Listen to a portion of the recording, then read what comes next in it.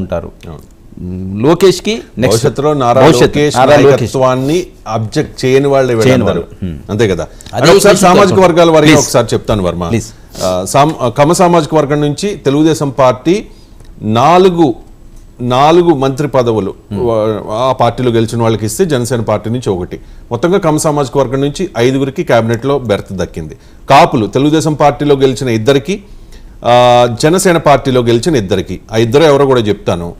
ఒకటి పొంగూరు నారాయణ తెలుగుదేశం పార్టీ నుంచి గెలిచి, 2 నిమ్మల రామానాయుడు.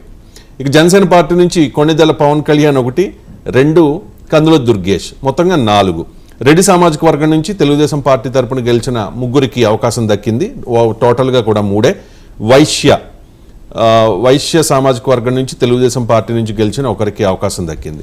బీసీల విషయానికి వస్తే తెలుగుదేశం పార్టీ నుంచి గెలిచిన 7గురికి, బీజేపీ నుంచి గెలిచిన 1కి, ఆ 1 సత్యకుమార్ యాదవ్. ఎస్సీల నుంచి 2కి క్యాబినెట్లో చోటు దక్కింది, ఆ 2 కూడా తెలుగుదేశం పార్టీలో గెలిచిన వారే.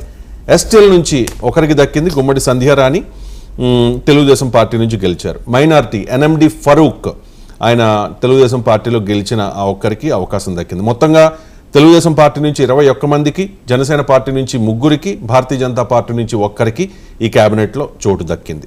చెప్పండి.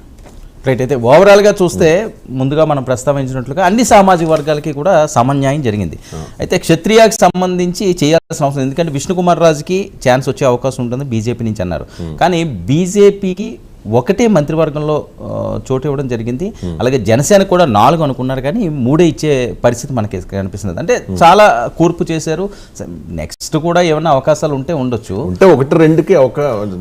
ఇప్పుడు కీలకమైన అంశం ఏంటంటే ఇక్కడ స్పీకర్ దాంట్లో చాలా మంది రేసులో ఉన్నారట. అయ్యన్న పాత్రుడికి స్పీకర్ ఇచ్చే అవకాశం ఉందంటున్నారు. అలాగే రఘురామకృష్ణరాజుకి స్పీకర్ ఇచ్చే అవకాశం ఉన్నదంటారు.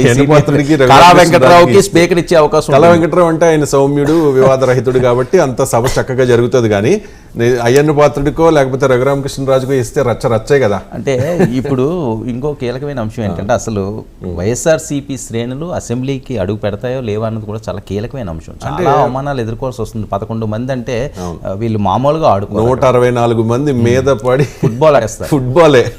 సో ఆ నేపథ్యంలో ఆయన కూడా ఇంకా అవమానాలు పట్టడానికి అయితే సిద్ధంగా ఉండడం. మళ్ళీ ప్రజల మన్నలను పొంది 2029లో పుంజుకుంటారు, పుంజుకోవడానికి వాళ్ళు ట్రై చేస్తారు తప్ప అసెంబ్లీలకు వెళ్ళి వీళ్ళతో తిట్టించుకుంటూ ఇంకో అంటే ప్రతిపక్ష హోదా కూడా లేకుండా ఏ మొహం పెట్టుకుంటే వాళ్ళు వెళ్ళి ప్రతిపక్ష హోదా ఇవ్వాలి అంటే అది ప్రభుత్వం చేతిలో ఉంటది.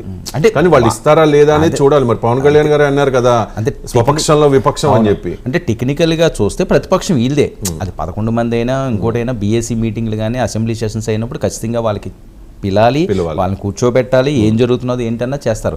హోదా అన్నది లేదు కానీ, ఆ మాట లేదు కానీ టెక్నికల్గా వీళ్ళే ప్రతిపక్షంలో ఉన్నట్టుంటారు. ఎందుకంటే మంత్రివర్గంలోకి వీళ్ళు వెళ్ళారు కాబట్టి. బీజేపీ జనసేన మంత్రివర్గంలోకి వెళ్ళకపోతే అప్పుడు ఆలోచన. సో పవన్ కళ్యాణ్ తీసుకున్న నిర్ణయం, అసలు పవన్ కళ్యాణ్ ఇందులో ఉండరు, 2029 గురించి ఆయన ఆలోచిస్తారు. బీజేపీ ఇది బలపడడానికి ప్రత్యామ్నాయంగా వెళ్తారు అన్నది చాలా మంది విశ్లేషకులు మాట్లాడిన అంశం. దీని మీద కూడా పెద్ద చర్చ జరిగింది విత్ ఇన్ ద పార్టీ.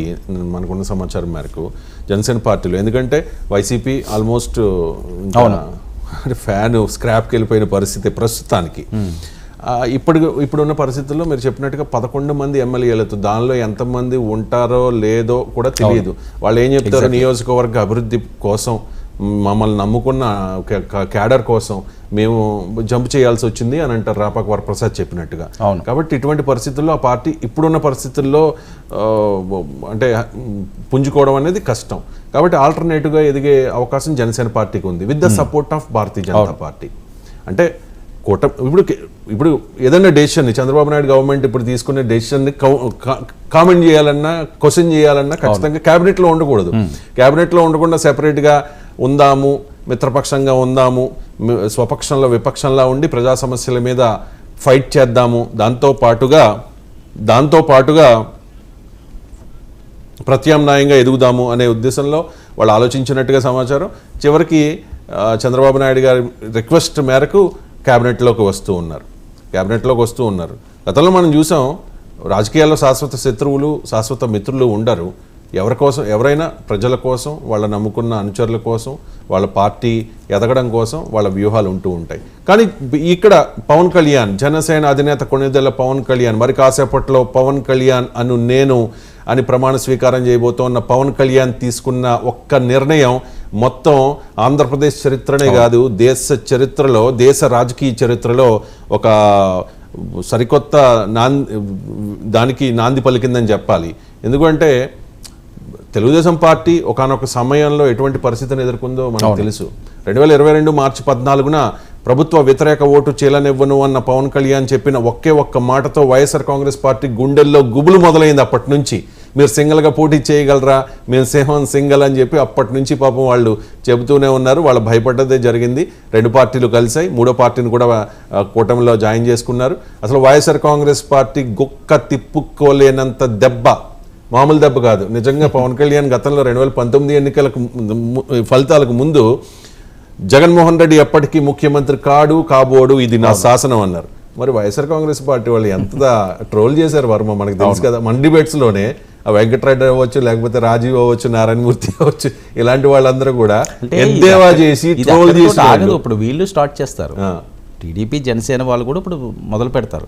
ఎందుకంటే అధికారం అనే విషయం ప్రతిపక్షంలో ఉన్నప్పుడు ఒక రకంగా ఉంటుంది, అధికారంలోకి వచ్చిన తర్వాత మైండ్ సెట్ కంప్లీట్గా మారుతుంది. వీళ్ళు ఖచ్చితంగా ఆ రకంగానే ట్రోల్ చేస్తారు, అంత ఈజీగా వదిలే పరిస్థితి లేదు. అయితే నేను చెప్పబోయేది ఏంటంటే పవన్ కళ్యాణ్ గారు